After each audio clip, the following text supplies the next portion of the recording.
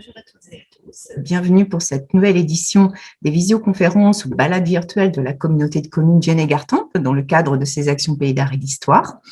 Et aujourd'hui, je vous propose un petit voyage dans le temps au cours des 11e et 12e siècles sur cette période qu'on appelle la période romane, donc une période très riche qui nous a laissé sur le territoire de Vienne et Gartempe de nombreux édifices religieux notamment, et nous allons pouvoir découvrir un petit peu ces architectures, ce décor sculpté, ces peintures murales qui font la richesse de cette époque et aussi de notre patrimoine local.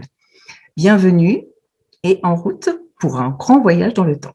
Donc, je vais commencer notre petite balade virtuelle à travers une petite présentation du territoire. Pour ceux qui ne connaissent pas bien le territoire de Vienne et Gartempe, nous sommes vraiment un territoire qui est situé sur le sud-sud-est du territoire du département de la Vienne, avec 55 communes qui couvrent à peu près un quart, voire un peu plus, du département de la Vienne, aux limites de plusieurs régions, du Poitou bien évidemment, mais aussi du Limousin et puis de l'Indre, donc du Berry, de ce côté-ci. Donc un territoire assez varié, justement par cette position frontalière, comme on a pu l'évoquer d'ailleurs sur les premières visioconférences. L'art roman en Vienne et Gartempe, donc c'est un patrimoine qui est effectivement très riche, comme je vous l'évoquais tout à l'heure, qui est un patrimoine qui, malgré tout, n'est pas conservé de la même façon lorsqu'il s'agit du patrimoine civil et du patrimoine religieux. Nous avons malheureusement beaucoup de pertes du côté du patrimoine civil. Certains châteaux nous sont parvenus, d'autres très partiellement, et d'autres encore ont complètement disparu. Quant au patrimoine, on va dire plutôt des habitants de façon un peu plus modeste, là, il nous reste malheureusement peu d'exemples conservés sur le territoire. En revanche, sur le patrimoine religieux, nous avons une grande quantité d'abbayes, de prieurés, d'églises abbatiales, d'églises paroissiales, une collégiale aussi, et puis de nombreuses chapelles qui ont été conservées sur le territoire de Vienne et Gartempe. Et puis, la petite particularité sur cet art roman en Vienne et Gartempe, c'est encore et toujours un petit peu cette particularité de zone de transition et de partage un petit peu géologique, avec un socle géologique justement qui est différent selon les secteurs et qui va forcément avoir un impact aussi sur les édifices, qu'ils soient civils ou religieux de cette époque. Nous avons aussi, sur le même principe, grâce à cette position un peu frontalière, des dépendances religieuses qui vont être soit du Poitou, soit relevant plus du Limousin. Donc là encore, une variété d'approches également stylistiques selon les secteurs du territoire. Et puis, nous avons la chance d'avoir de très beaux exemples, des exemples majeurs, notamment de sculptures romanes, et puis bien évidemment de décors peints, puisque notamment nous avons l'ensemble le plus vaste de peintures romanes sur le territoire, avec l'église abbatiale de Sassavin, qui donc est protégée au titre des monuments historiques depuis 1840, et qui aussi porte le label de l'UNESCO pour justement cette valeur incontournable de ces peintures murales et de ce plus grand ensemble conservé aujourd'hui donc sur l'Europe.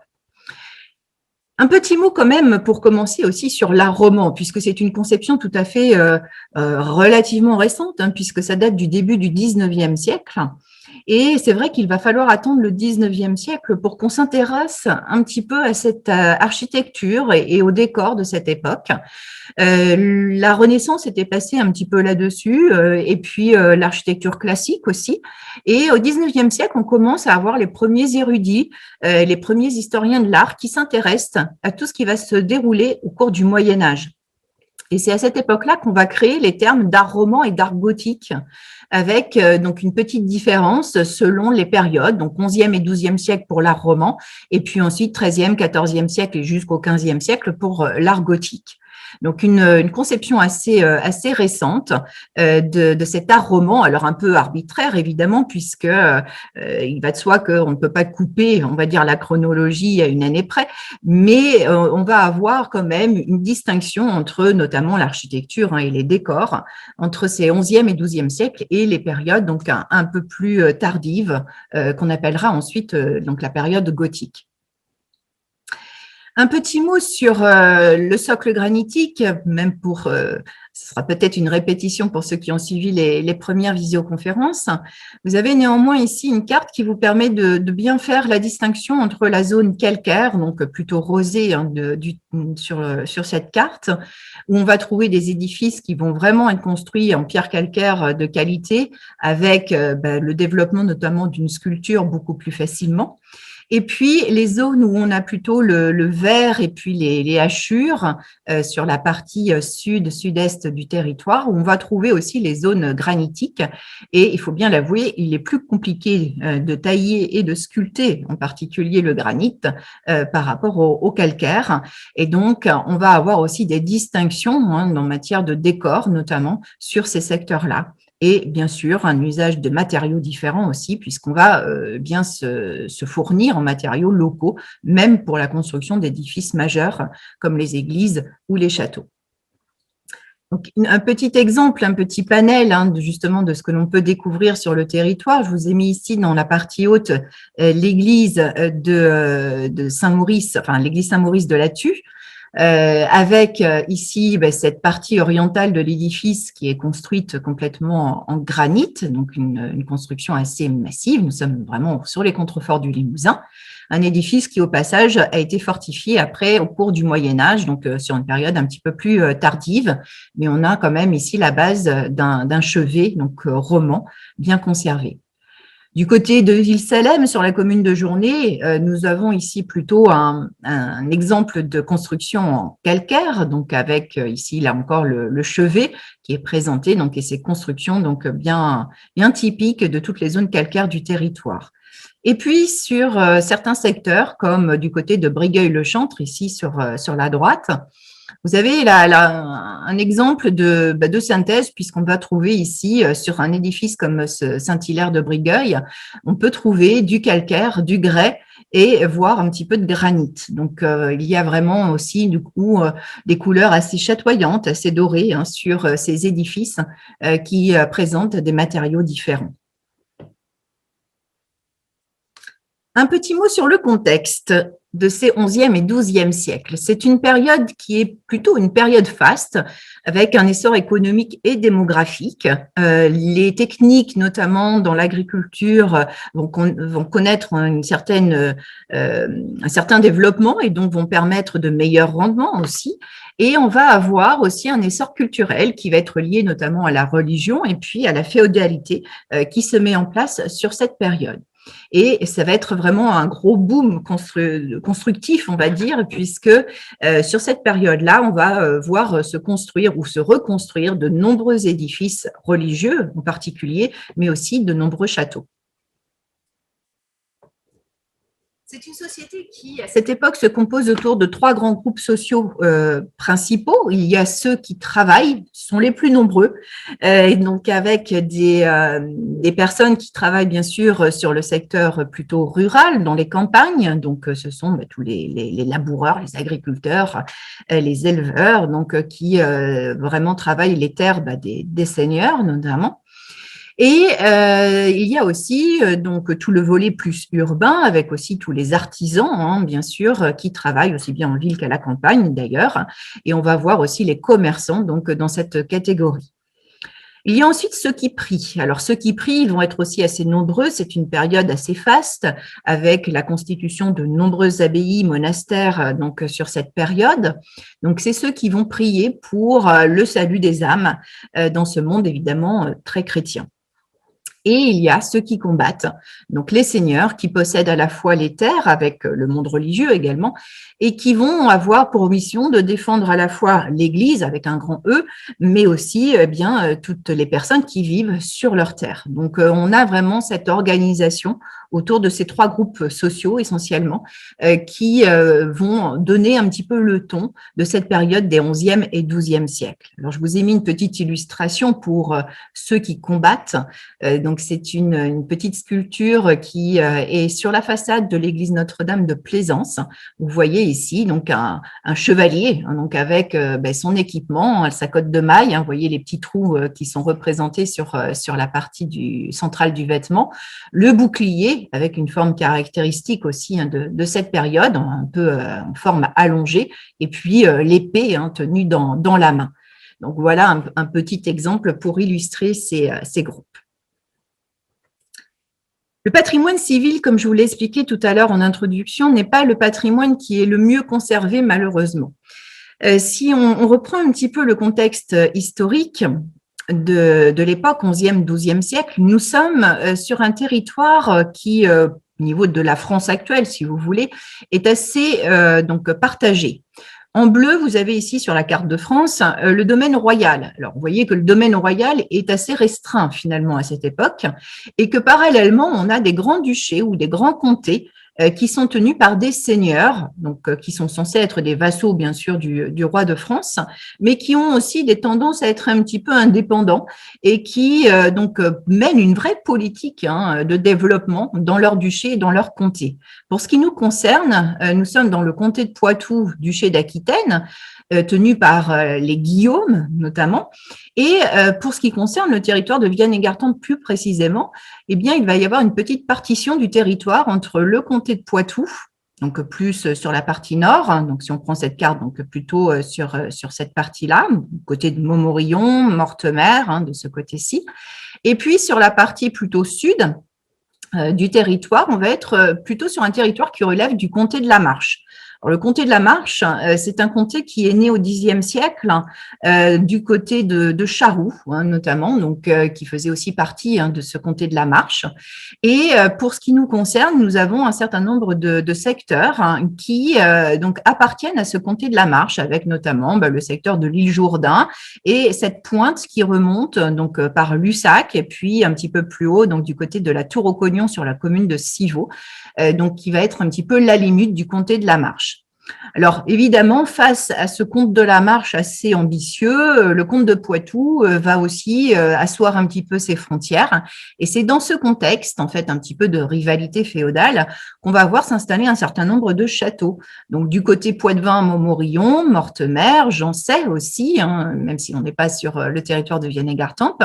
Et puis, du côté Limousin, donc on va avoir notamment l'île Jourdain avec Lussac-les-Châteaux et la Tour-au-Cognon pour la pointe la plus haute, donc la plus au nord du comté de la Marche. Ces premiers châteaux qui vont voir le jour, ce sont souvent des châteaux à motte. Donc, nous parlons ici de motte castrale. Donc, une motte, c'est une butte de terre alors souvent artificielle, parfois sur une base naturelle, qui va être consolidée, confortée pour pouvoir recevoir une tour qu'on va appeler la plupart du temps le donjon. Alors, les châteaux à motte existent sous différentes formes. Il existe des châteaux à motte avec des châteaux en bois et il existe aussi des châteaux à motte avec des châteaux en pierre. Alors, quand on parle d'ensemble castral à cette époque-là, il faut imaginer qu'il y a évidemment la motte avec son donjon, sa tour, mais il y a autour ce qu'on appelle la basse-cour, donc dans laquelle on va retrouver aussi d'autres bâtiments qui appartiennent à l'ensemble du château. On peut même y trouver notamment une chapelle, donc qui a souvent la fonction de protéger symboliquement l'espace castral. Alors, je vous ai mis ici sur la gauche de l'écran l'exemple de la motte castrale de Montmorillon. Malheureusement, le château a complètement disparu. La petite tour que vous voyez ici a été construite au XIXe siècle et n'a rien à voir avec l'histoire du château, si ce n'est qu'elle occupe le haut de la motte. Donc, cette petite surélévation, on va dire, qui vient aussi donc symboliser le pouvoir central. Alors, très souvent aussi, ces châteaux vont choisir des sites défensifs qui vont avoir notamment une position naturelle assez marquée. Alors, vous ne le voyez peut-être pas très bien sur la photo, mais en fait, cette motte, elle est construite sur une falaise qui borde la vallée de la Gartempe. Donc, c'est un avantage, c'est qu'effectivement, le château domine complètement la ville. Il est sur un point haut. Et donc, avec une construction d'une tour au-dessus, évidemment, on voit de très loin, on peut surveiller les alentours, mais on peut aussi être vu de très loin. Donc, il y a un rôle symbolique, ostentatoire, bien évidemment, présent également. On est défendu naturellement par le site naturel, la falaise.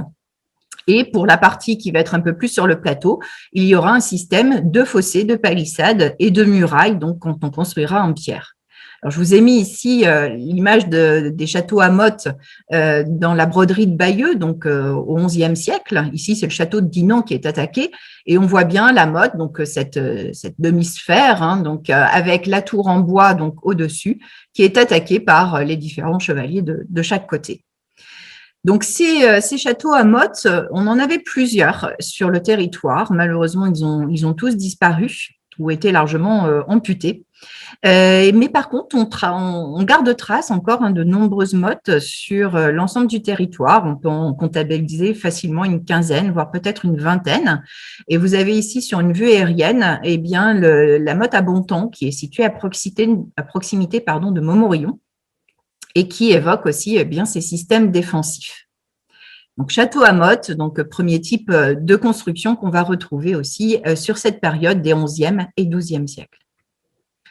Je vous ai mis aussi en exemple le site de Lussac-les-Châteaux, donc avec cette vue aérienne qui montre bien donc l'arrondi de l'espace castral, donc un vaste espace dans lequel il y avait le château bien sûr, mais plusieurs autres bâtiments, un châtelet d'entrée qui est situé dans la partie haute de cet arrondi, qui est encore en partie conservé. Et puis, donc, dans la partie centrale, il y avait aussi une surélévation, une sorte de motte, qui s'appuie aussi sur un rocher, sur une falaise, qui protège naturellement le château. Il y avait un système défensif tout autour, dont, je dirais, on garde quelques traces à travers l'implantation du bâti.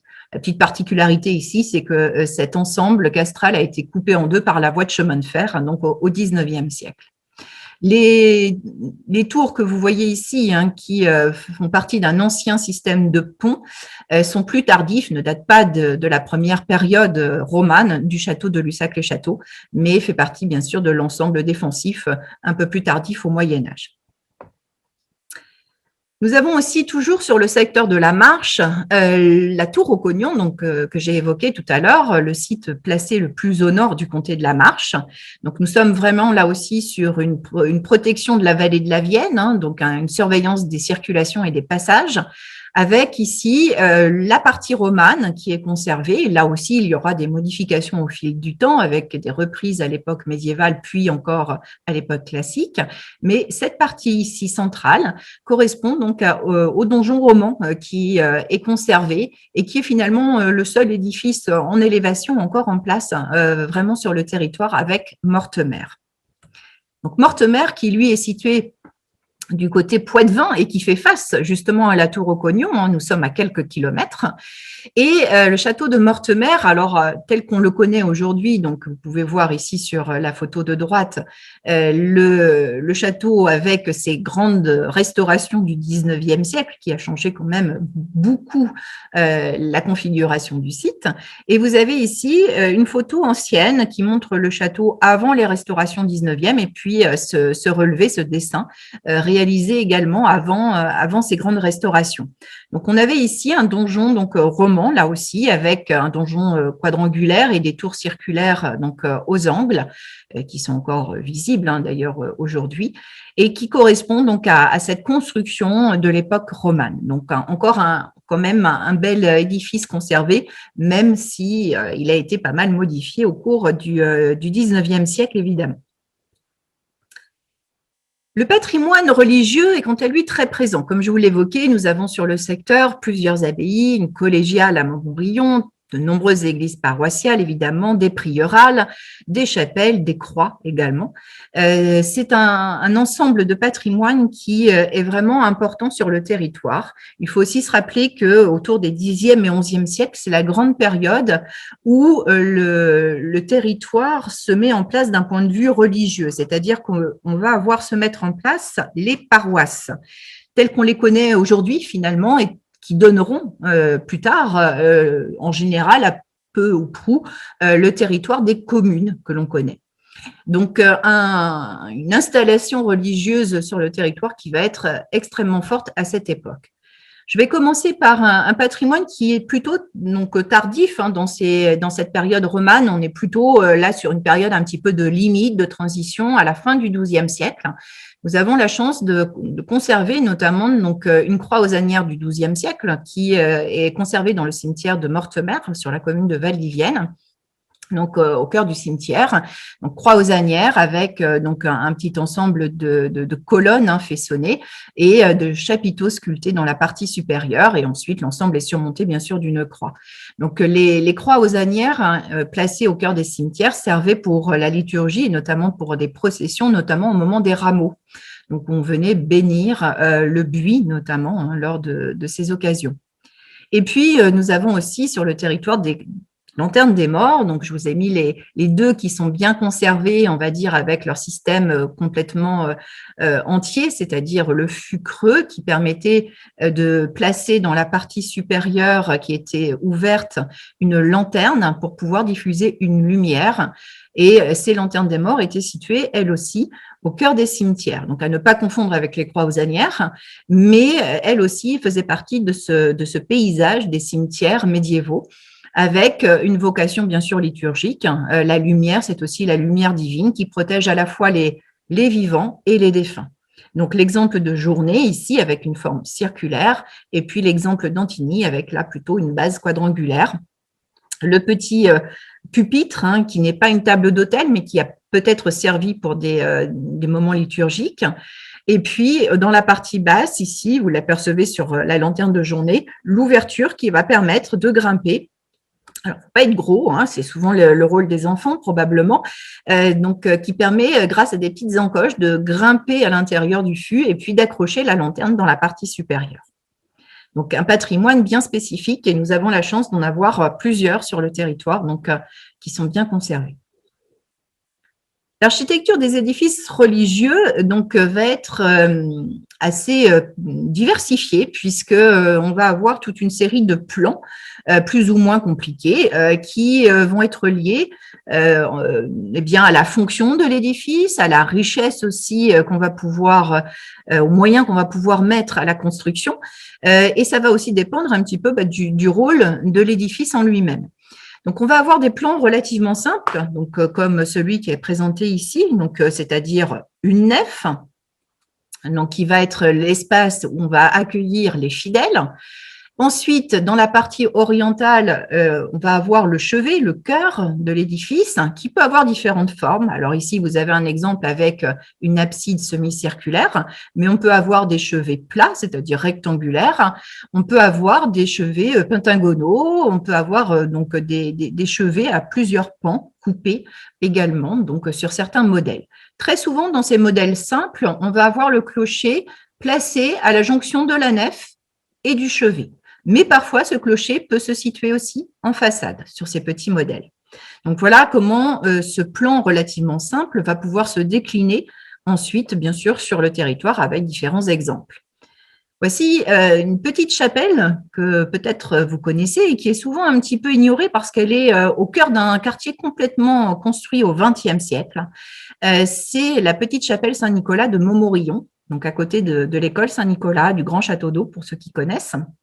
Cette petite chapelle, en fait, c'est un vestige d'un ensemble plus important puisque nous conservons uniquement le chevet, justement, de cette chapelle, donc avec un chevet pentagonal sur cet espace. Et il y avait une nef probablement unique sur le devant qui a complètement disparu. Et quand on parlait, là encore, d'influence entre le Poitou et le Limousin, eh bien, on peut le constater ici, puisque Saint-Nicolas, c'est un prieuré qui dépend de l'abbaye de Charroux, donc plutôt du côté de la Marche limousine. Et on voit aussi que les matériaux utilisés sont variés, puisqu'on va avoir des petites touches de couleur de grès rouge ici, qui complètent aussi une construction, par ailleurs, en calcaire. Donc, on a là encore une utilisation des matériaux locaux pour la construction de ces édifices. Modèle relativement simple aussi, la petite chapelle Saint-Martin, donc toujours à Montmorillon, à Moussac, avec une nef unique, le petit clocher comme on l'a vu sur le schéma de base, donc à la jonction du chevet et puis de la nef, et puis ici, donc le chevet, qui est un chevet plat, avec une seule ouverture qui va permettre d'éclairer quand même cet espace.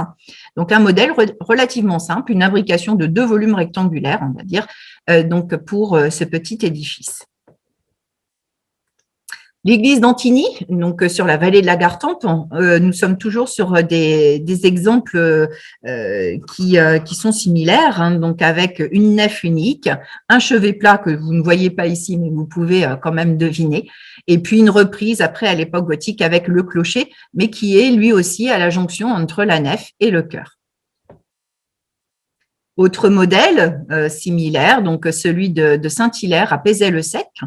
Cette fois-ci, une petite variante malgré tout, puisque le clocher est placé donc sur la façade. Donc, ça va marquer un petit peu la différence avec les exemples qu'on vient de voir, mais autrement, donc toujours une nef au volume rectangulaire et un chevet aussi avec un chevet plat donc qui s'achève ici à l'est. Ce modèle va être repris un certain nombre de fois hein, sur le territoire. Ici à Saint-Martin-l'Art, toujours sur le même principe, la nef, le clocher à la jonction et le chevet rectangulaire également.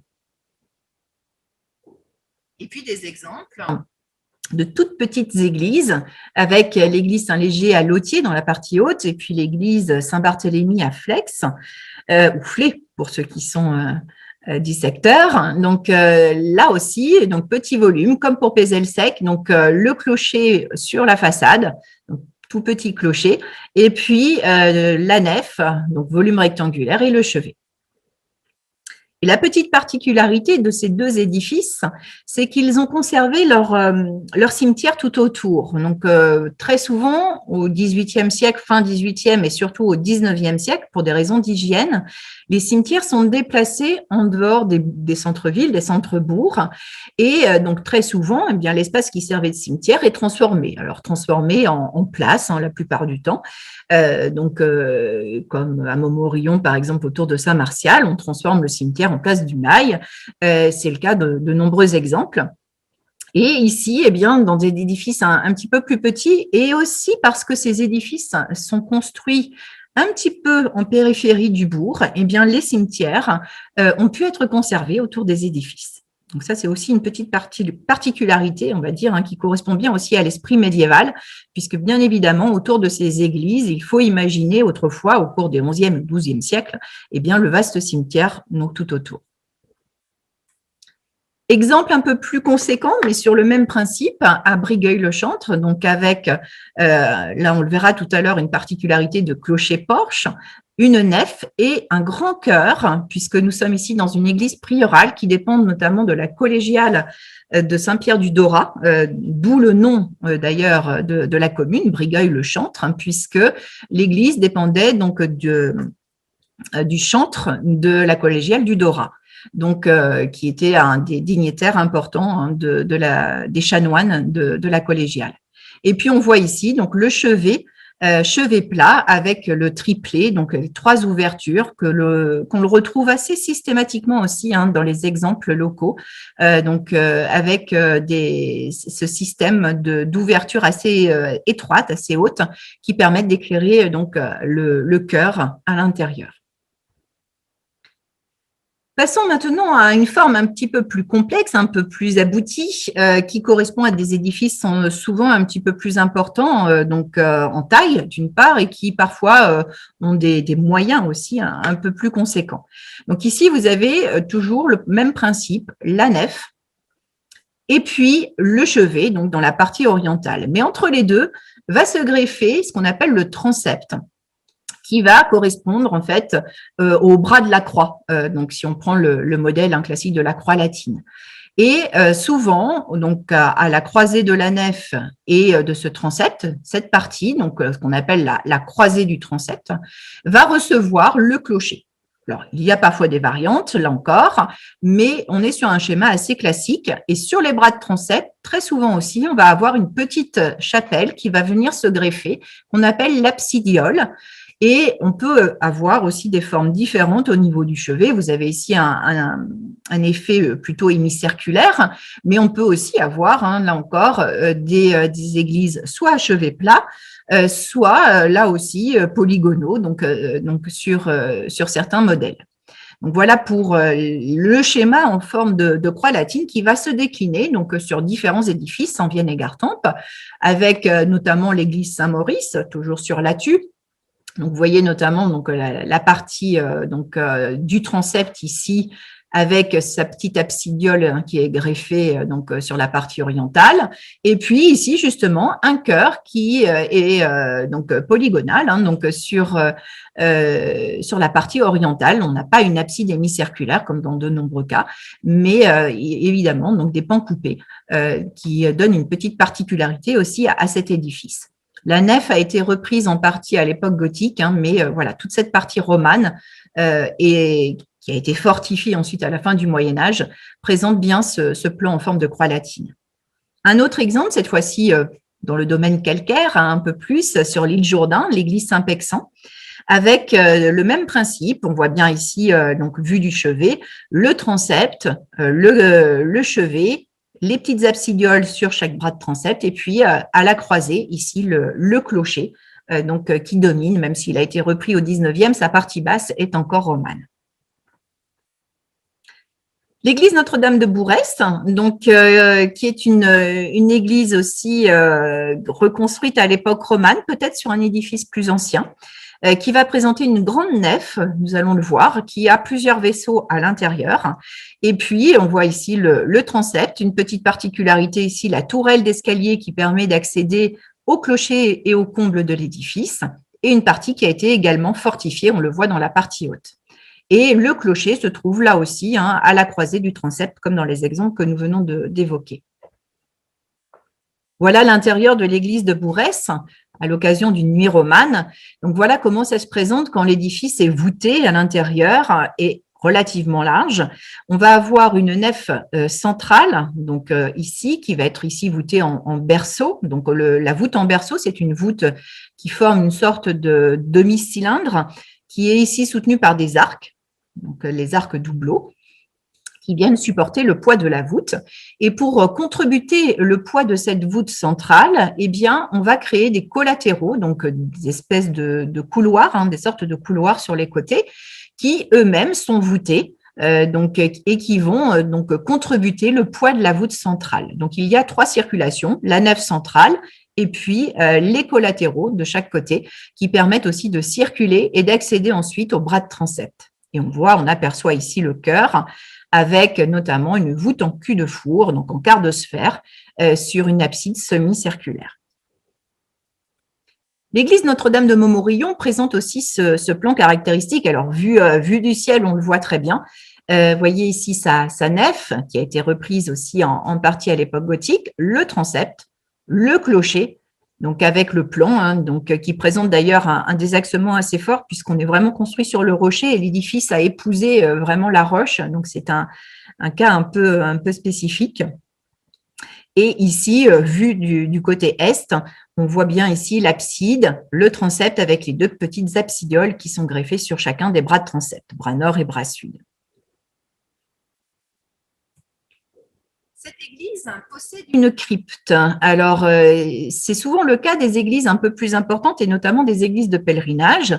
Alors, l'église Notre-Dame, c'est une collégiale qui abritait un chapitre de chanoines, au moins à partir de la seconde moitié du XIIe siècle. Et à l'intérieur, sous le chœur, il y a cette crypte dédiée à Sainte Catherine d'Alexandrie, dont on reparlera tout à l'heure, notamment pour les peintures murales, visibles ici dans l'abside. Et cette crypte permettait de venir sans doute vénérer des reliques, malheureusement dont on ignore la teneur, puisque nous n'avons pas de traces et de mention, on va dire, de ces fameuses reliques. L'église de Mortemer, sur la commune de Valdivienne, on a parlé tout à l'heure du château, et c'est effectivement un ensemble, puisqu'il y a à la fois l'église et le château sur le même promontoire, avec le bourg, fortifié d'ailleurs aussi, à ses pieds. Donc, l'église romane se constitue sur le même principe d'une nef, d'un transept, le clocher à la croisée et ensuite d'une absidiole, semi-circulaire avec les 2 petites absidioles sur les côtés de même forme. Et cette église conserve également une crypte de l'époque romane, toujours située sous le chœur. Et cette crypte possède aussi des peintures, mais plutôt de l'époque gothique, sur la partie orientale de la crypte. Donc, une là encore, des édifices un peu plus importants qui vont aussi développer probablement justement ces pèlerinages avec la présence de tombeaux ou de reliques de saints relativement importants et la création d'un espace dédié, on va dire, pour ces reliques ou ces tombeaux. Un autre exemple majeur, le prieuré de Salem, j'y reviendrai donc plusieurs fois à l'occasion de ce diaporama, notamment pour la sculpture. C'est un édifice qui est un ensemble qui donc a été réalisé au cours du XIIe siècle pour l'église que nous avons sous les yeux, mais qui a été fondé donc au cours du XIe siècle. Et c'est un ensemble fontœuvriste, c'est-à-dire que l'ensemble, c'est un prieuré, dépend de l'abbaye de Fontevraud, donc dans le Maine-et-Loire. Et cette dépendance est assez forte. L'abbaye de Fontevraud avait une particularité aussi, puisque c'était un ordre mixte. On pouvait trouver donc sur le site des hommes et des femmes.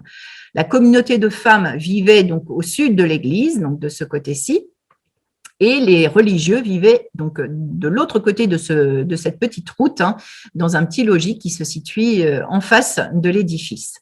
Bien sûr, comme dans l'abbaye mère, donc l'abbaye de Fontevraud, on va avoir un peu les mêmes distinctions, donc avec les parties réservées aux religieuses et les parties réservées aux religieux.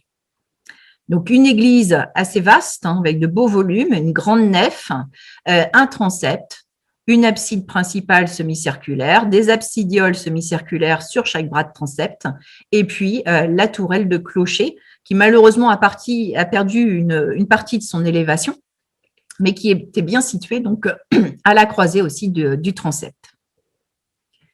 Donc voilà, du côté nord, avec le côté nord de la nef, qui est assez important. On le verra que le programme sculpté, notamment, se développe de façon très ample sur cette partie.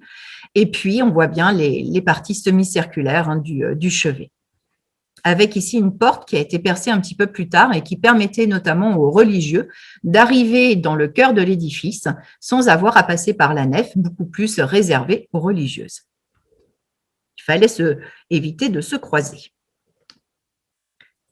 À l'intérieur, on va retrouver comme à Bourès le même schéma, c'est-à-dire une grande nef unique avec une répartition avec la nef centrale et les collatéraux, de chaque côté, donc des circulations qui vont permettre d'accéder directement au bras de transept, alors que la nef unique va arriver vraiment sur la partie centrale du chœur. Donc là encore, un système de voûtement qui a été refait lors de la restauration, mais avec un système ici on est toujours sur une voûte en berceau, mais cette fois-ci en berceau brisé, c'est-à-dire qu'on va avoir une forme légèrement en pointe, qui est différente de la voûte en plein cintre qu'on a pu voir à Bourès, par exemple. Mais nous sommes malgré tout sur un schéma qu'on retrouve à l'époque romane. À l'époque romane, on va utiliser aussi bien la forme arrondie du plein cintre que la forme brisée que l'on peut voir ici. Et de chaque côté, les collatéraux sont voûtés de voûtes d'arête, qui est un petit peu l'ancêtre en quelque sorte de la voûte d'ogive qu'on trouvera à l'époque gothique.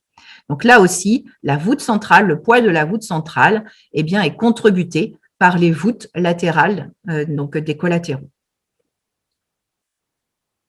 L'abbaye de la Réau, alors la royale, comme on dit, donc sur Saint-Martin-l'Art, donc une très grande abbaye qui est fondée donc au cours des XIIe, XIIIe siècles. On dit qu'elle est fondée par un des maris d'Aliénor d'Aquitaine. Alors, la question, c'est de savoir lequel, puisque Aliénor d'Aquitaine a épousé d'abord Louis VII, donc roi de France, et puis en 1152, elle épouse Henri II Plantagenet, qui deviendra 2 ans plus tard roi d'Angleterre. Donc, 2 fois reine, mais pas pour le même pays, en quelque sorte. Et la grande particularité, c'est qu'Aliénor d'Aquitaine, avec elle, elle apporte dans sa dot le duché et le comté donc, de Poitou et duché d'Aquitaine. Donc, c'est quelque chose d'extrêmement important, si bien qu'à cette époque, le domaine des rois d'Angleterre et d'Henri II Plantagenet est plus important sur le territoire français que le propre roi de France. Donc, c'est quand même une grande particularité. Donc, cette abbaye qui a été reconstruite comme beaucoup d'abbayes sur notre secteur à l'époque classique, au XVIIe siècle, on voit notamment avec ce bâtiment, eh bien, a pas mal souffert, hein, puisque l'église, telle qu'on peut la voir avec cette vue aérienne qui date un petit peu, aujourd'hui, il n'y a plus les végétations sur les hauts de murs.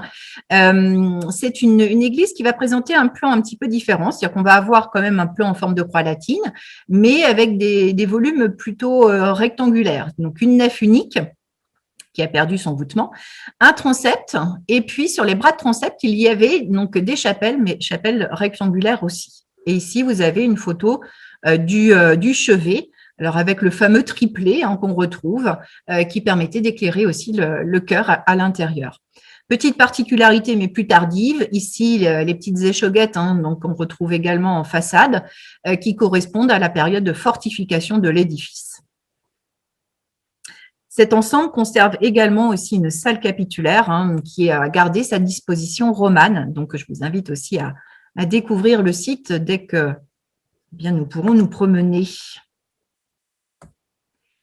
Et je vais terminer sur les plans avec le plus complexe, le plan à déambulatoire et chapelle rayonnante. Alors là, c'est vraiment un modèle qui va être réservé aux grandes églises, aux églises de pèlerinage notamment, puisque le système de déambulatoire, qui est le système de couloir qui se situe à l'intérieur du chevet, du cœur de l'église, va permettre de desservir un certain nombre de chapelles. Et c'est souvent lié aux églises de pèlerinage, mais pas seulement. C'est aussi parfois de grandes églises monastiques, puisque dans un monastère, eh bien, il faut que les moines puissent dire des messes et il faut multiplier les autels pour pouvoir dire les messes. Donc, à chaque absidiole, ici, eh bien, on va retrouver un autel qui permet de dire les messes régulièrement. Donc ici, on retrouve sur le même principe la grande nef qui va être réservée aux fidèles, alors souvent à plusieurs vaisseaux, on va le voir, le transept, le clocher très souvent aussi placé à la croisée du transept, et puis ce fameux chevet à déambulatoire et chapelle rayonnante qui va donner une grande ampleur à l'édifice. Alors pour ceux qui connaissent Poitiers, vous avez l'exemple de Saint-Hilaire, notamment, ou de Montier-Neuf en particulier, qui sont des édifices assez importants. Mais il y a aussi Saint-Radegonde à Poitiers et chez nous. Eh bien, le seul cas qui présente ce plan à déambulatoire et chapelle rayonnante, c'est l'abbaye de Saint-Savin, ce qui peut évidemment se concevoir puisque c'est une très grande abbaye à l'époque romane. Et on va avoir, on le voit ici sur le plan, donc une nef à 3 vaisseaux, le transept, et puis ce fameux déambulatoire qui va permettre de rayonner, on va dire, et de circuler pour accéder aux différents autels qui contiennent des reliques de saints, et surtout de pouvoir faire le tour et d'observer par des petites ouvertures la crypte qui se situe au-dessous du chœur, donc qui est l'endroit où on conserve les tombeaux des saints Savin et Cyprien, titulaires de l'église. Donc une grande église aussi de pèlerinage, une église abbatiale, mais vraiment aussi une église de pèlerinage. Et donc ce système va pouvoir permettre de circuler plus aisément pour les fidèles donc, autour de ce sanctuaire et des tombeaux des saints. Cas particulier, les plans centrés. Alors ils peuvent être circulaires, ils peuvent être polygonaux. Et sur le territoire, nous avons un très bel exemple, c'est l'octogone à Montmorillon, qui était une ancienne chapelle de cimetière et ossuaire, donc qui se situe dans l'ensemble plus important de la Maison Dieu, qui était un ancien hôpital monastère. Donc il faut imaginer autour de cet édifice un vaste cimetière à l'époque médiévale. Et cet édifice, donc, qui est construit sur un plan octogonal, a aussi une symbolique, puisque le chiffre 8 est symbole de résurrection, et souvent utilisé pour les édifices liés au culte funéraire, justement, soit aussi pour des édifices liés au baptême, puisque le baptême, c'est aussi une entrée dans la vie chrétienne, donc une sorte de résurrection.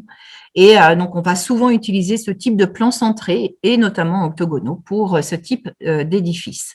Donc là, vous le voyez avec le côté de l'entrée, donc sur la partie occidentale, et puis sur le côté sud de l'édifice avec une petite excroissance qui accueillait l'autel, donc le cœur, le chevet de l'ensemble. Alors après les plans, on va passer aux façades. Les façades, ce sont vraiment des éléments importants puisque c'est un petit peu ce qui va permettre le passage entre le monde profane et le monde sacré. Donc les constructeurs, les commanditaires vont y apporter toujours un soin particulier. C'est-à-dire que vraiment, pour ce passage qui va permettre aux chrétiens de rentrer dans la maison de Dieu, eh bien, on va concentrer un petit peu tous les efforts de décor, notamment. Donc, on va avoir très souvent sur les façades une multiplication des décors sculptés en particulier qui vont se développer. Alors, je vais commencer par les clochers-porches. Les clochers-porches qui sont un petit peu spécifiques puisqu'on a vraiment une sorte de tour. C'est vrai que si on n'était pas devant une église, on pourrait se dire qu'on est dans une tour de château. Et c'est vrai que à ce titre-là, l'architecture civile et l'architecture religieuse se ressemblent, notamment dans ces constructions de tours-porches. Et vous avez ici 3 exemples du territoire avec le clocher-porche de Sassavin. Alors, qui a été modifié dans sa partie haute puisque la flèche est plutôt gothique, mais on est bien sur une partie basse qui est romane.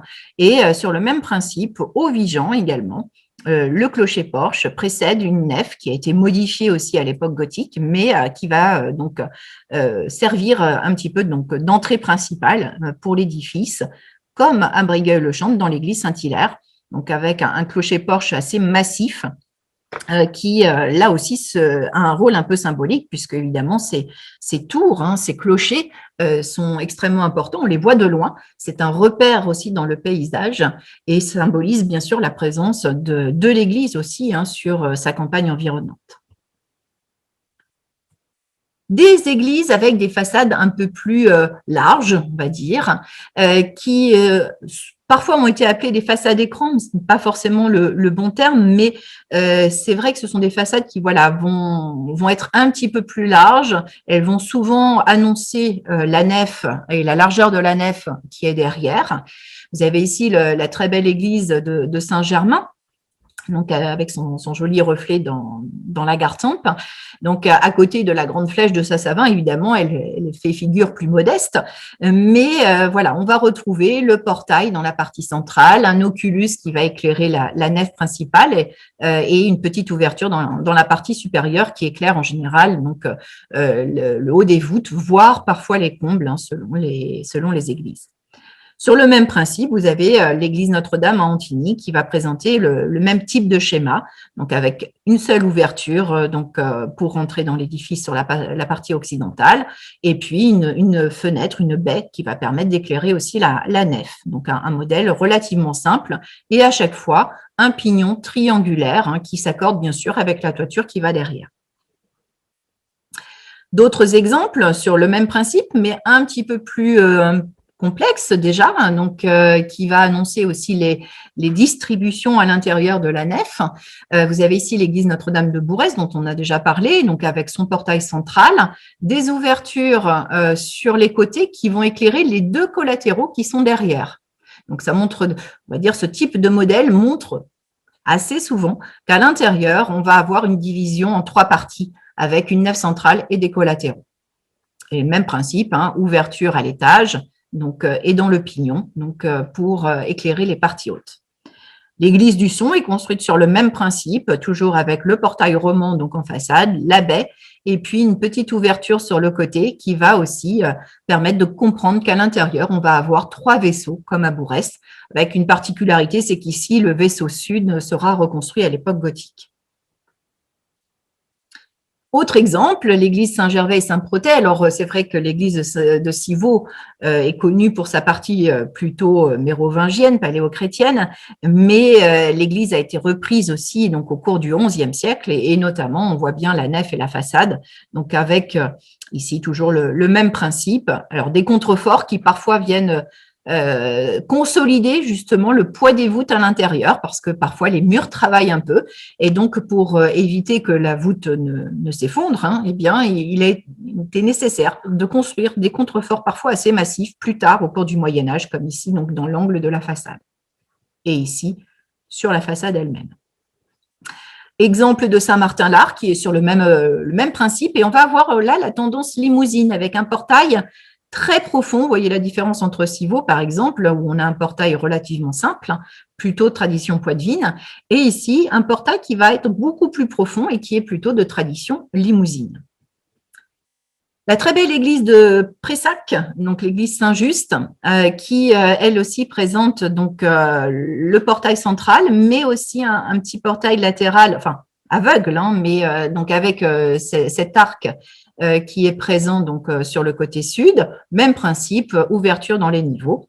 La particularité ici, c'est que le clocher est plutôt donc sur la partie façade, hein, donc de l'édifice. L'église de Salon-Toulon, donc l'église Saint-Hilaire, qui présente là encore alors une nef unique derrière, mais en façade, on va réaliser ici eh bien, un portail principal et deux portails aveugles de chaque côté qui vont être aussi des supports pour la sculpture. Une église qui a été restaurée récemment.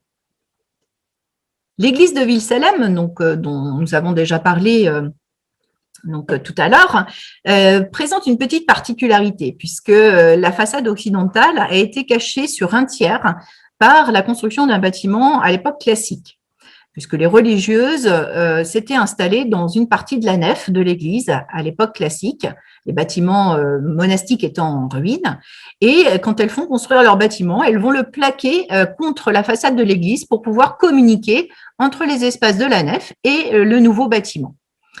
Et par conséquent, aujourd'hui, eh bien, on ne voit qu'une partie de la façade occidentale. Alors, je vous ai mis ici une maquette que nous avions réalisée pour les actions éducatives et qui montre eh bien, ce que tout le monde a toujours rêvé de faire à Ville-Salem, qui montre vraiment la façade dans son ensemble, sans le bâtiment conventuel devant. Et donc là, on a une belle symétrie, donc avec le portail central, les portails aveugles de chaque côté. Et là, on commence à complexifier un petit peu la façade avec un deuxième niveau qui va présenter certes une baie centrale, mais aussi des arcades aveugles sur les côtés. Et tout cela va être va servir de support hein, avec tous ces arcs hein, qui sont présents ici. Eh bien, ça va servir de support au développement de la sculpture.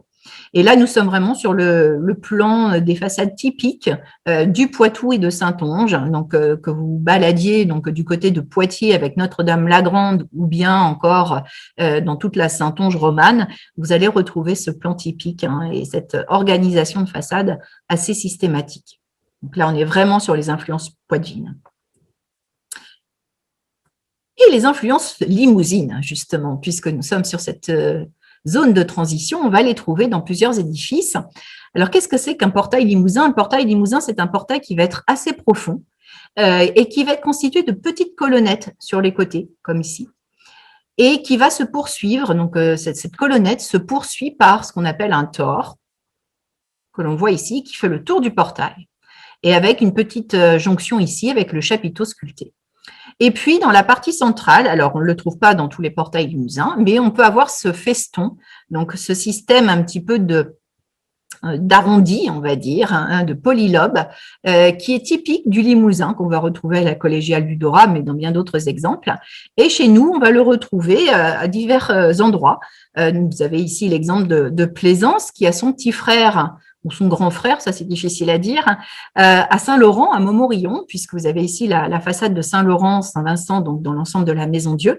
Et si vous regardez les deux portails, si vous faites abstraction de la modification classique qui est à l'intérieur de celui de Montmorillon, eh bien vous retrouvez vraiment le même système, portail profond, les petites colonnettes, les tores, et puis ce feston, donc ces polylobes dans la partie centrale.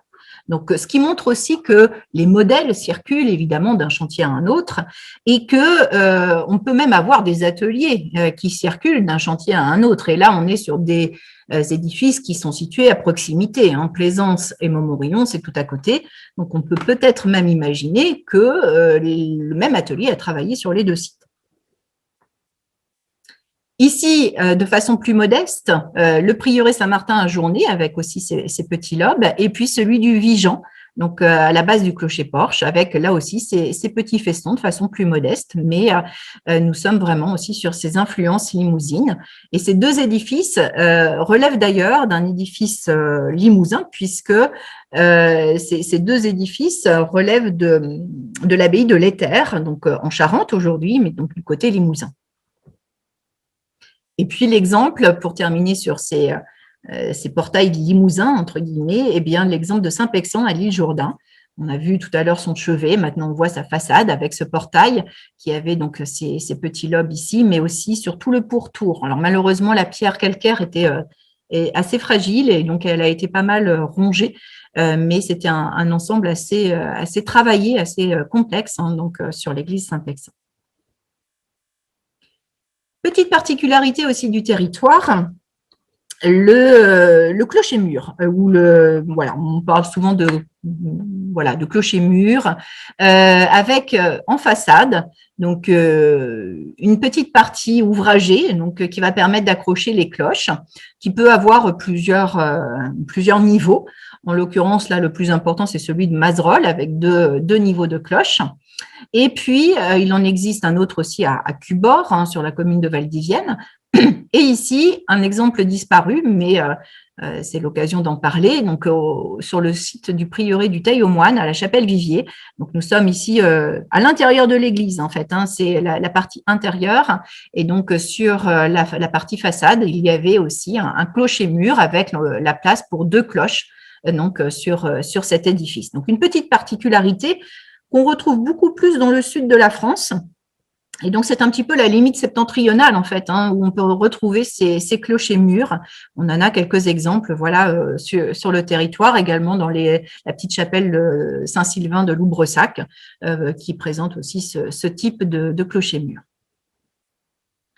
Je vais passer au décor sculpté. Alors, le décor sculpté, c'est vraiment une grande richesse aussi sur le territoire, et c'est forcément un des aspects particuliers de l'art roman. Il y a 2 grandes périodes, le XIe et le XIIe siècle. On va voir un petit peu des différences de style. Et puis, c'est un décor qu'on va retrouver aussi bien à l'intérieur qu'à l'extérieur des édifices. On va les retrouver sur les chapiteaux, sur les portails, sur les corniches, sur les modillons, donc ces petites têtes, ces petits éléments sculptés, hein, que l'on voit ici sur la photo. Et puis, on va décliner toute une série de types de décors. Des décors géométriques, un décor végétal, un décor animal, et puis bien sûr des scènes où l'homme va apparaître, et parfois dans des scènes historiées un petit peu plus complexes. Je vais commencer par évoquer les influences. Les influences dans l'art roman sont assez nombreuses. Ce qui est intéressant de comprendre, c'est que le sculpteur roman va s'approprier en fait tout ce qui s'est fait par le passé et en faire une sorte de synthèse et mêler un petit peu les influences qui lui arrivent par différents biais. Alors, ça peut être des influences qui arrivent par le biais d'objets du Moyen-Orient, par exemple, à travers des ivoires, des orfèvreries, du tissu, et qui va donc transmettre, faire transiter des modèles qui viennent plutôt effectivement du Moyen-Orient. Par exemple, ici, cet animal, le simurgh, qui est un animal plutôt de tradition iranique, avec un animal composite, comme on l'évoquera tout à l'heure, donc avec une tête un petit peu de crocodile, une grande houppe sur la tête, une grande queue de paon. Donc, c'est plutôt voilà, un animal de la tradition iranienne. On va avoir aussi des traditions celtiques qui perdurent, puisque parfois certaines traces d'objets sont conservées au XIe, XIIe siècle, et notamment ici à Ville-Salem, vous avez ici une tête avec un bonhomme aux grands yeux ronds et avec ses grandes moustaches, qui dénote complètement de ce qu'on peut voir par ailleurs ici, hein, donc avec des visages beaucoup plus fins, stylisés. Et pourtant, c'est le même site. Et là, on a plutôt l'influence celtique. Si vous, je vous ai pas mis de comparaison, mais si vous regardez des stèles celtiques, des 6e, 7e siècles, vous allez pouvoir retrouver des têtes, hein, des formes de visage assez similaires, assez rondes, avec ces grandes bacchantes. Et puis, il y a l'influence antique qu'on va retrouver dans les végétaux notamment, mais pas seulement. Vous voyez ici, c'est sur cette partie là qu'on appelle la métope, entre 2 modillons, la partie rectangulaire, est ornée ici d'une tête de bœuf avec des guirlandes. C'est typiquement un décor qu'on peut retrouver sur les temples antiques. Alors, il faut avoir à l'esprit qu'au XIe siècle, XIIe siècle, on peut encore avoir des édifices de l'Antiquité qui sont en partie visibles par les sculpteurs et qui vont aussi servir d'inspiration pour la sculpture des édifices religieux. Donc, l'art roman, ça va vraiment être un art de la synthèse avec toutes ces influences qui vont se mêler pour créer un propre style. Alors, on va passer très vite sur les décors géométriques, les motifs ornementaux, ils sont très nombreux évidemment. Vous voyez des petites, ce qu'on appelle des billettes, donc des petits cylindres ici sur un modillon. On va retrouver des motifs d'entrelacs, des petits cercles en creux, en relief, des motifs végétaux. Là, toute une pléthore, on va dire, d'éléments, on va dire, décoratifs qui viennent souligner l'architecture et la mettre en valeur. Et puis, parfois, on a aussi des petits airs de famille. Je vous ai parlé d'ateliers qui circulent. Vous avez ici l'exemple du portail de l'église de Caux, alors qui est situé en fait à l'intérieur du clocher-porche de Caux, qui a été repris à l'époque gothique. Et donc, ici, on est sur la façade romane. Donc, vous allez avoir le portail avec son arc en plein cintre. Et puis, à droite, on est sur le portail de Bourrès. Alors, même principe, portail occidental, vous retrouvez le même décor ici de billettes, ces petits cylindres de façon intercalée, les chapiteaux de chaque côté. À Caux, ils ne sont pas sculptés, à Bourrès, ils le sont. Et puis, le petit cordon extérieur qui est décoré par des petits motifs végétaux, mais aussi par… alors là, je suis désolée, c'est trop petit, je n'avais pas le détail, mais des petits personnages qui, notamment une sorte de loup qui galope, et puis un petit personnage humain qu'on retrouve à l'identique ici, à Caux. Et là encore, la proximité des deux sites, Bourrès et Caux, nous laisse penser que c'est le même atelier qui a travaillé donc sur les deux édifices. Le décor végétal va être très important, évidemment, donc dans les différents édifices religieux. Au XIe siècle, c'est lui qui domine. On va le retrouver donc notamment à Sassavin.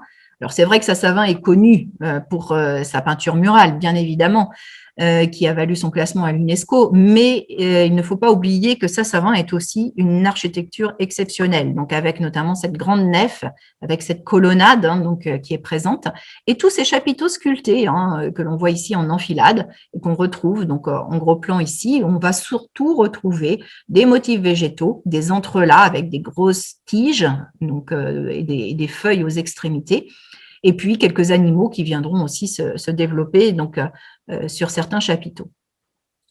Des exemples un peu plus spécifiques, donc nous sommes là plutôt au XIIe siècle avec des grandes tiges végétales aussi et des palmettes assez fréquentes sur le site de Ville-Salem. Petite particularité ici, la pomme de pin. La pomme de pin, c'est un symbole d'éternité. Qu'on peut retrouver aussi de façon ponctuelle dans les décors des édifices religieux. Là encore, à Ville-Salem, un ensemble de motifs végétaux. La palmette est réalisée à Ville-Salem sous toutes ses formes, croisée, pliée, décomposée. On l'a vraiment sous différentes formes présentes sur l'ensemble de l'édifice. Et puis toujours les entrelacs végétaux que l'on voit notamment dans les parties hautes des chapiteaux qu'on appelle le tailloir. Donc là, vraiment, multitude de décors qui vient orner tous les claveaux, toutes les pierres qui composent les arcs. Exemple de Bourrès, avec là encore des palmettes et des rinceaux. Donc sur le portail sud, on a vu tout à l'heure le portail occidental, ici c'est le portail sud, qui est un beau morceau, on va dire, de la sculpture romane en Vienne Égartempe, et qui a d'ailleurs un petit air de famille avec le portail nord aussi de Ville-Salem que vous voyez à gauche. Vous voyez qu'il y a aussi des similitudes. Bourrès, Notre-Dame, à Poitiers, et puis Ville-Salem ont un air de famille, donc soit circulation des modèles, soit circulation des hommes et des ateliers. Le monde animal. Alors là, on rentre dans un univers qui est assez fascinant, qui va faire référence au bestiaire. Alors, le bestiaire, à l'époque médiévale, c'est un livre qui va permettre de décrire un certain nombre d'animaux. Le plus ancien que l'on connaisse du monde chrétien, c'est le Physiologus, qui date du IIe siècle, après notre ère, et qui va décrire un certain nombre d'animaux. Et les animaux, donc, dans ces bestiaires, sont classés en 5 catégories. Les quadrupèdes, assez simple, les oiseaux. Alors, dans les oiseaux, on a notamment les griffons, pas que des oiseaux, on va dire, du monde ordinaire. On a la catégorie des poissons. Alors, dans les poissons, on va retrouver la sirène, par exemple. Il y a la catégorie des serpents. Alors, dans les serpents, on va retrouver le dragon aussi. Et puis, les vers. Alors, dans les vers, c'est tout ce qui rampe un petit peu, les insectes, mais aussi les petits rongeurs, qui sont non pas classés dans les quadrupèdes, mais dans les vers. Et puis, souvent, ces animaux, en fait, évoquent des comportements humains et ils renvoient aussi, bien sûr, à des valeurs morales chrétiennes, hein, puisqu'évidemment, à cette époque, tout est éminemment chrétien et lié à la religion. Donc, je vous ai mis un petit panel d'animaux du quotidien. On va retrouver des classiques, hein, le sanglier ou le cochon, donc avec son groin bien représenté ici. Nous sommes à Plaisance. L'âne, donc aussi à Plaisance. Le bouc, donc ici à Prayssac. Le cerf lors d'une chasse. Donc, nous sommes aussi, mais cette fois-ci à l'intérieur de l'église de Prayssac. Donc là, ce sont les animaux du quotidien, ceux qui existent réellement, ceux que l'on voit, ce que les hommes de cette époque ont autour d'eux. Dans les animaux du quotidien, on va aussi avoir les chiens, comme ici à Ville-Salem, qui sont représentés sur le portail nord. Ici, l'oiseau qui s'attaque à un serpent. Donc, deux animaux aussi qui sont assez fréquents dans le quotidien. Et puis, les serpents, on les retrouve ici. Donc, on va voir que le serpent a plutôt une connotation négative. Et ici, l'oiseau a une connotation plutôt positive. Donc, on peut aussi y voir une représentation de la lutte entre le bien et le mal. Les lions, alors là, on tombe sur les animaux un peu plus exotiques. Les habitants du secteur au XIe, XIIe siècle n'avaient quand même pas l'habitude de voir des lions. Mais par contre, il y a un certain nombre de modèles aussi qui étaient diffusés, donc soit par les modèles sculptés, soit par, comme je l'expliquais tout à l'heure, les décors des orfèvreries, des ivoires, etc. Et donc, ces modèles, ensuite, circulent de chantier en chantier. Et on a différents types de lions. Donc, alors, vous avez ici un lion à Ville-Salem, donc avec sa crinière et puis la queue qui se termine par un petit feuillage. Les lions assis, gardiens de l'entrée. Les lions donc en mouvement, comme ici sur Husson du Poitou. Ici, les lions affrontés, toujours à Ville-Salem, qui se mordent la queue. Et puis, les lions qui font un peu les acrobates, donc avec le postérieur complètement retourné ici sur le chapiteau de Salon-Toulon. Donc, le lion est extrêmement présent. C'est le roi des animaux sur la terre. C'est un animal qui peut avoir deux connotations. Il est ambivalent. Il peut être positif ou négatif. Ça dépend du contexte. Ça peut être le gardien de l'entrée, donc celui qui protège, mais il peut avoir aussi un rôle négatif, surtout quand il a dans sa gueule un chrétien, où là, évidemment, le message est clair, c'est qu'on peut se faire dévorer si on ne suit pas les préceptes de l'Église. Des animaux fantastiques. Alors, pour l'homme du Moyen-Âge, ces animaux-là, ils existent. On les trouve dans les bestiaires. Je vous ai évoqué tout à l'heure la sirène, qui en général est classée avec les poissons. Mais la sirène, c'est aussi parfois sous forme d'oiseau. Donc, ici, on a plutôt la forme antique de la sirène, donc en forme plutôt d'oiseau avec une tête féminine, les cheveux longs. Alors qu'elle soit poisson ou qu'elle soit oiseau, la sirène a une connotation négative. C'est la tentatrice, c'est celle qui va détourner l'homme, évidemment, des préceptes de l'Église. Et donc, elle a plutôt un côté négatif qui est toujours présent et qu'on va retrouver, donc soit à l'extérieur des églises sur les modillons, mais parfois à l'intérieur, comme à Civaux. Il y a aussi des animaux qui sont particuliers, qui sont des animaux hybrides et composés de plusieurs animaux. Ici, un bel exemple que j'adore vraiment sur l'église de Plaisance, le poisson-bouc. Vous voyez ici sa tête de bouc avec ses cornes, sa barbichette et puis ses pattes avant. Et puis l'arrière avec une magnifique queue de poisson. Alors, même s'il est cassé en partie, on devine bien cet animal. Et ça, c'est vraiment l'art des sculpteurs romans, cette façon de composer les animaux, d'en créer de nouveaux. Parce qu'autant les sirènes, les dragons, les basiliques et autres existent souvent depuis l'Antiquité, voire même du côté des Égyptiens. On retrouve le Sphinx et d'autres encore. Ici, on est vraiment sur une composition, une création, donc issue de l'imagination du sculpteur, où on va prendre un bout d'un animal et le coller à un autre. Donc voilà le très beau poisson-bouc de Plaisance. Et la sirène, c'est celle de Prayssac. Dans les animaux fantastiques, on va retrouver le griffon. Le griffon, c'est un mélange de lion, donc avec ses quatre pattes. Alors ici, elle est cassée, mais on a le corps d'un lion, donc roi des animaux de la terre, et plutôt les ailes et la tête d'un aigle. L'aigle est le roi donc des animaux de l'air, hein, des oiseaux. Donc, on a un mélange des deux à travers le griffon, qui lui aussi peut avoir en fait des configurations un petit peu différentes selon le contexte. Au début, les premiers auteurs chrétiens voyaient vraiment dans le griffon, on va dire, une représentation du démon. Les choses ont un petit peu évolué, puisque plus tard, au cours du Moyen-Âge, il va représenter le côté, on va dire, un petit peu symbolique de la double nature du Christ, à la fois humaine et divine. Donc, il y a voilà, une orientation qui va évoluer aussi au cours du Moyen-Âge. Et puis, je vous ai déjà parlé du simurghe, donc cet animal inspiré plutôt des traditions iraniennes, qui est un mélange, on va dire, de tête de crocodile avec une queue de paon. Donc, qui là, à Ville-Salem, eh bien, en plus, vient souffler sans doute un petit message autour de cette tête d'humain. Donc, là encore, plutôt une connotation négative. Hein. Il vient tenter, un petit peu comme la sirène ou le serpent. Les dragons. Alors, les dragons, ils sont nombreux et ont des formes très diverses, donc avec des têtes de lion, de chèvre, c'est variable. Souvent, un corps de serpent, hein, vous le voyez ici à Civaux avec ce magnifique exemple, le corps qui se termine donc par une sorte de grande queue de serpent, mais qui se termine aussi par une tête de lion. Donc, les ailes d'un oiseau, le corps d'un serpent, la tête d'un lion. Donc, le dragon a multiples visages.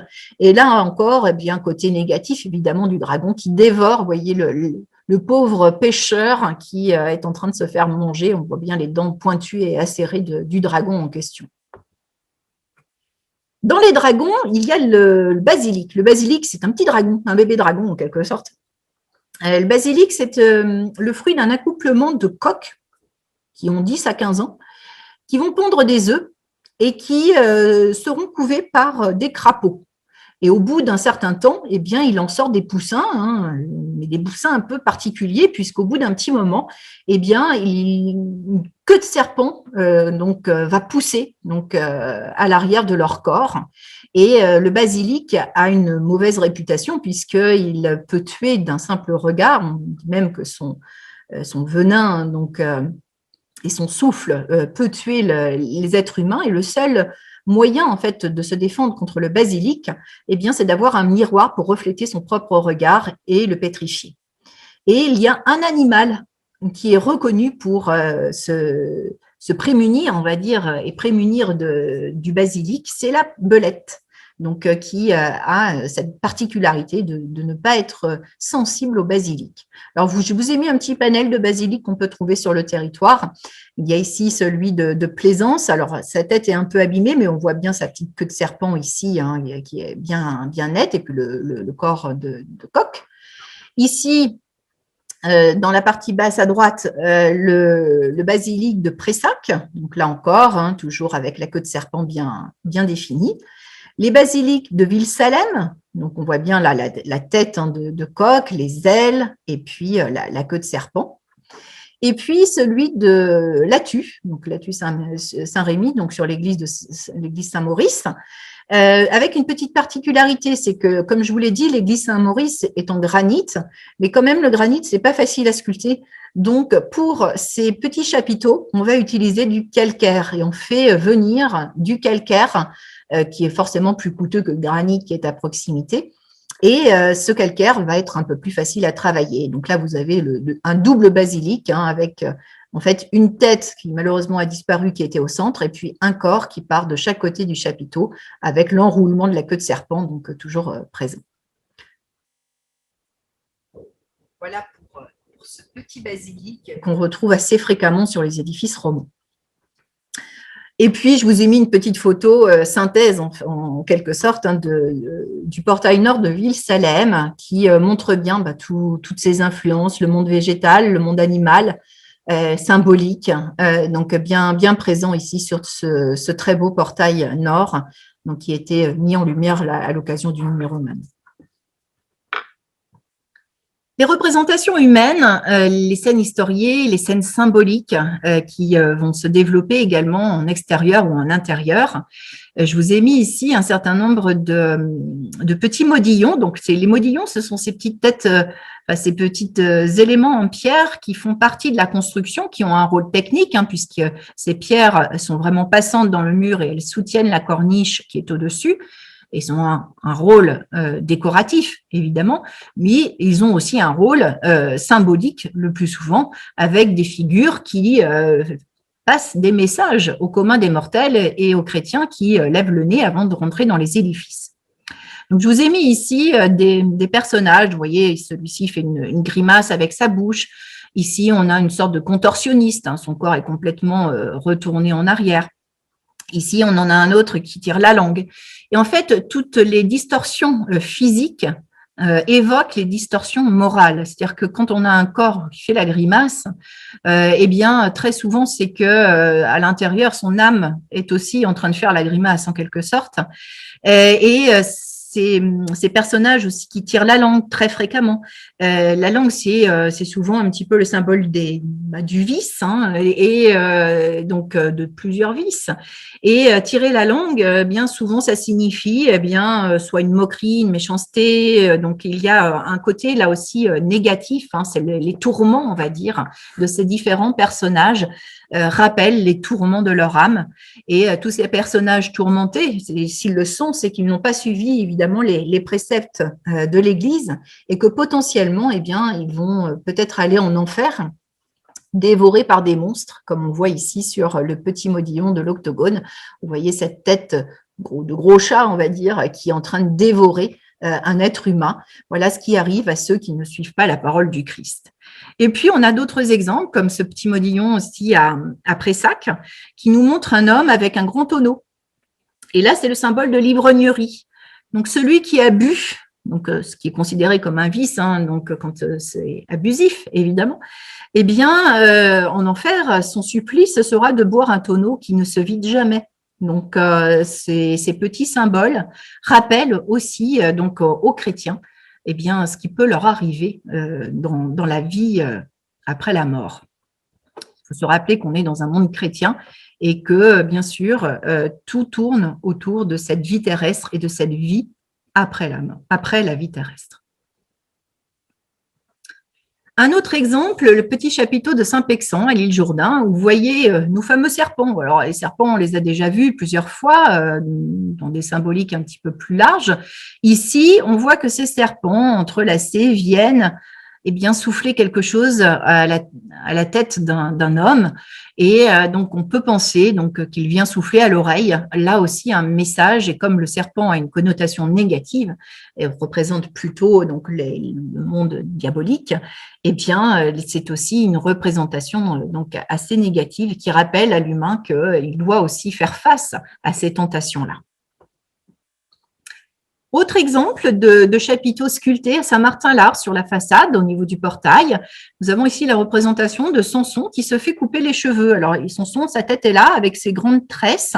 Et vous savez que Samson avait toute sa force dans ses cheveux. Et donc, Dalila va lui couper les cheveux et dans son sommeil. Et on voit ici, alors ce qui est intéressant d'un point de vue plutôt vie quotidienne de cette époque, c'est que ces fameux ciseaux, en fait, ce sont des forces comme on peut avoir pour tondre les moutons notamment, donc vraiment le classique, le modèle classique des forces qui donc est représenté aussi sur ce chapiteau.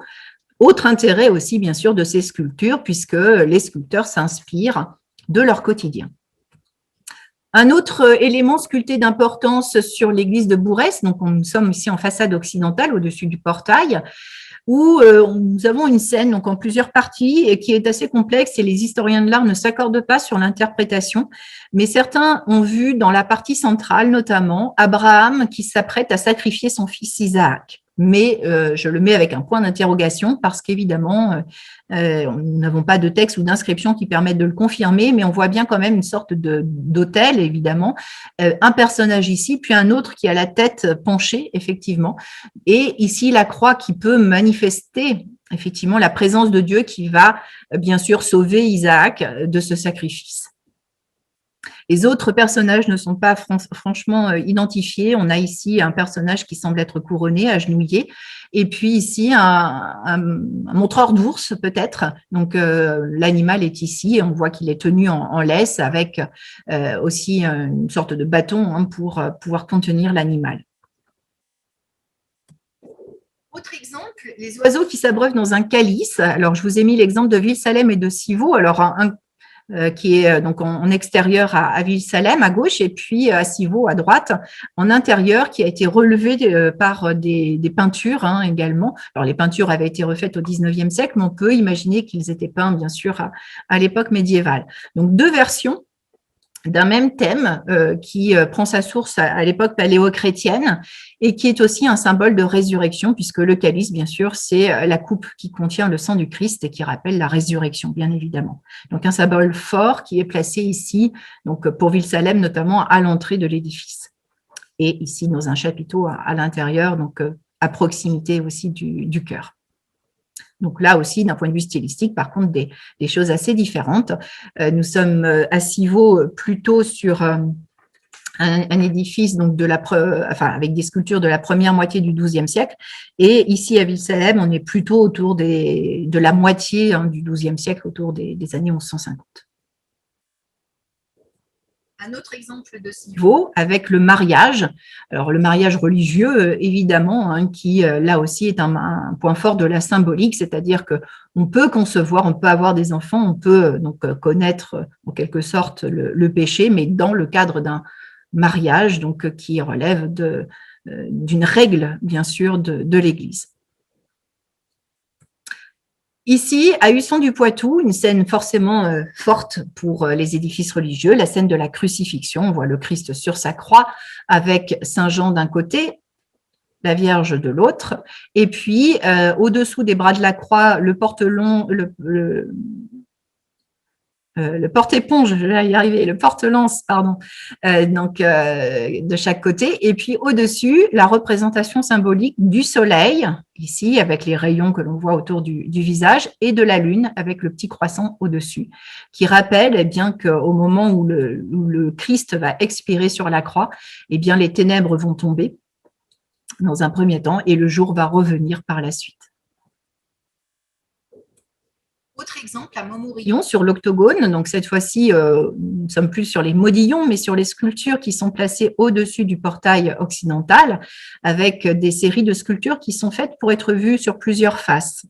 Donc, je vais vous évoquer simplement quelques-unes. Donc, vous voyez notamment toujours des messages assez forts. Ici, un personnage nu, une femme, qui se fait dévorer les seins par des serpents qui donc s'enroulent autour de ses jambes. Il faut se rappeler qu'au Moyen-Âge, et notamment à l'époque romane, le personnage nu représente l'âme humaine. Donc ici, c'est l'âme humaine d'une femme, probablement d'une pécheresse, qui est représentée et qui se fait dévorer les seins par des serpents. Le serpent a toujours cette image assez négative, hein, c'est les mondes souterrains en quelque sorte, c'est les représentations du diable. Et de l'autre côté, donc côté intérieur, on a la même chose, mais à la place des serpents, des crapauds qui n'ont pas on va dire, meilleure réputation que les serpents. Donc, voilà la représentation symbolique de la punition de la luxure en enfer. Donc, attention, mesdames, voilà ce qui peut vous arriver en enfer si vous avez péché en dehors du mariage, bien évidemment. Donc, là aussi, un message assez clair.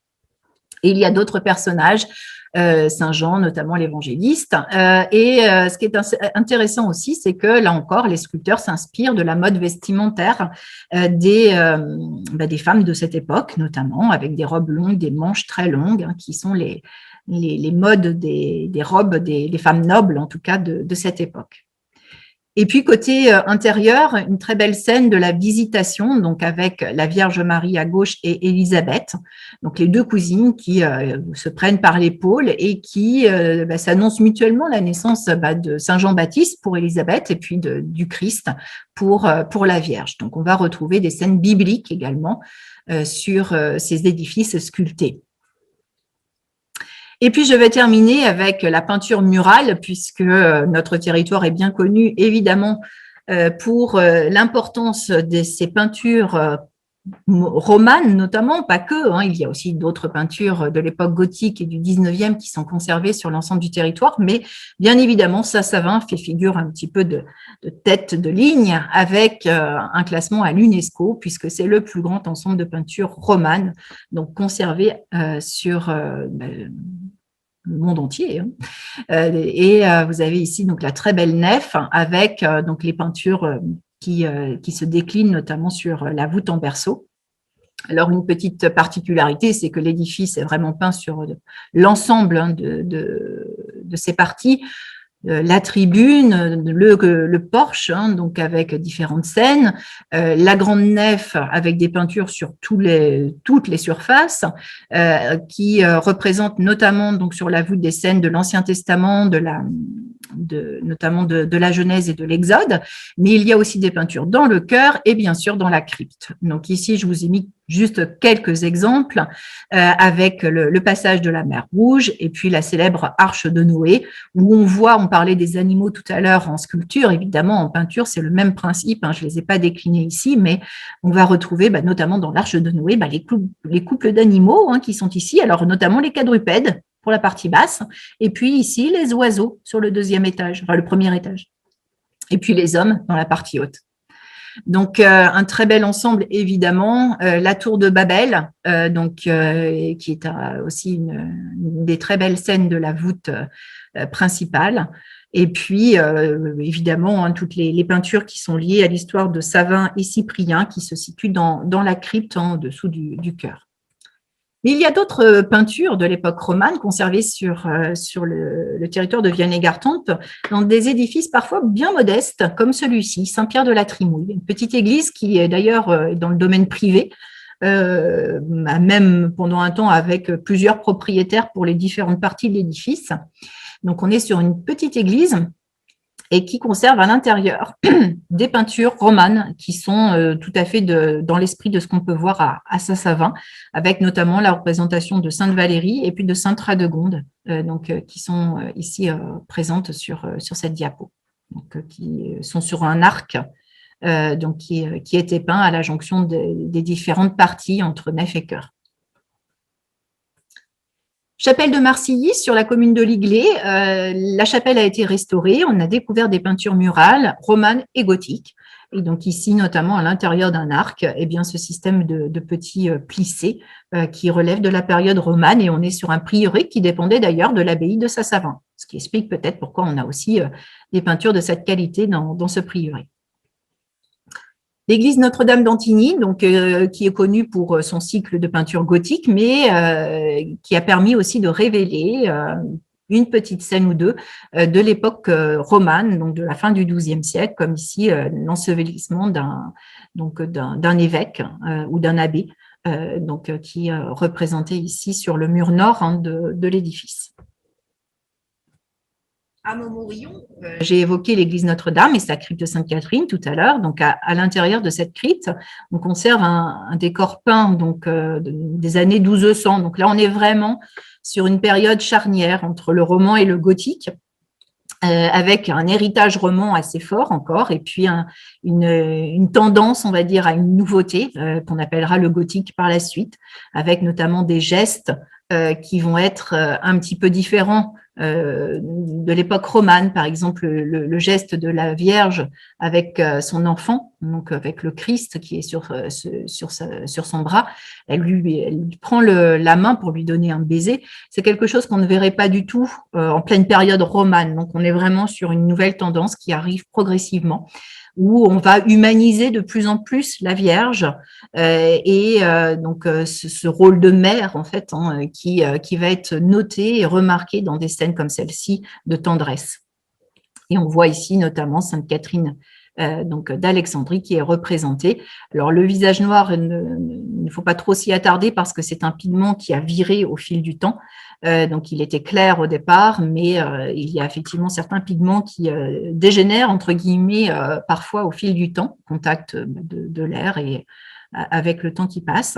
Et c'est le cas notamment du visage de Sainte Catherine, qui reçoit la couronne céleste de la part du Christ, avec ce signe d'acceptation, avec la paume ouverte. Donc, elle reçoit et elle accueille cette couronne céleste qu'elle reçoit grâce à son refus de la couronne terrestre et son refus du mariage avec un roi.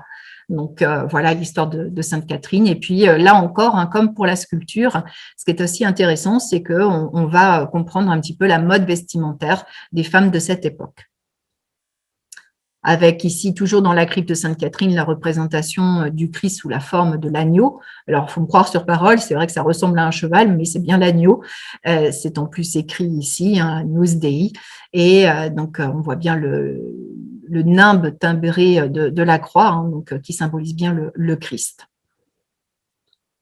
Le détail, toujours dans la crypte de Sainte Catherine, ici des visages des philosophes qui viennent essayer de convaincre Catherine de renier sa foi chrétienne. Et on voit notamment, ce qui est intéressant, c'est le détail des visages avec les petits réaux de couleurs qui sont faits sur les arcades sourcilières, les yeux, le nez, toujours avec le même modèle. Si vous regardez, c'est toujours sur le même principe. Donc, très beau visage de cette crypte de Sainte Catherine. Et puis, nous avons encore des découvertes récentes, par chance. Donc, il y avait eu Antigny il y a quelques années, et puis actuellement, nous avons le chantier de Saint-Hilaire à Brigueuil qui va nous permettre de révéler des peintures romanes comme celles que nous avons ici, et puis des peintures gothiques que je n'ai pas mises sur ce diaporama, mais le chantier est en cours, donc je pense que d'ici quelques mois, nous pourrons vous présenter l'édifice, j'espère sur place, avec la découverte de ces différentes peintures, et nous avons ici notamment une peinture probablement 12e qui représente les femmes au tombeau. Donc, même si elle est abîmée, il y a encore des parties qui sont quand même de très grande qualité. Alors, ce patrimoine roman, évidemment, vous l'avez compris, c'est une grande richesse pour nous, pour la collectivité, dans le cadre de ces actions Pays d'Art et d'Histoire. Donc, nous sommes d'ailleurs locataires du prieuré de Ville-Salem, qui est un monument appartenant à l'État. Donc, nous l'ouvrons l'été pour les visites guidées, pour les accueils de groupe également, toute l'année, sur réservation. Donc, c'est voilà un patrimoine que nous valorisons. Bien sûr, le prieuré de Ville-Salem, mais les autres édifices, lors de nos différentes animations. Il y a eu aussi, pendant un temps, vous le savez, les Nuits romanes qui étaient organisées par l'ancienne région Poitou-Charentes avec une mise en lumière, une découverte des sites patrimoniaux et puis des temps de concerts ou d'expressions artistiques diverses et variées. Donc, vous avez ici quelques exemples en souvenir. Donc, la mise en lumière de Civaux et puis le concert devant le portail de Plaisance. Et pour aller plus loin, si vous le souhaitez, justement, la région Poitou-Charentes avait beaucoup travaillé sur ce sujet, donc avec beaucoup d'expositions et de dossiers sur l'art roman. Donc, je vous ai mis le lien pour pouvoir accéder à ces différentes ressources. Vous y trouverez aussi des références bibliographiques assez intéressantes si tous ces sujets vous intéressent. Nous avons aussi un certain nombre de publications qui, pour partie, permettront d'évoquer cette période. Donc, soit sur des thèmes plus généralistes, comme les châteaux, mais aussi sur des monuments comme l'Octogone ou Ville-Salem ou les Lanternes des Morts. N'hésitez pas à nous les demander. Ils sont aussi téléchargeables sur le site internet de la communauté de communes. Donc, si vous souhaitez les recevoir, vous pouvez nous passer un petit message et on vous les enverra avec grand plaisir.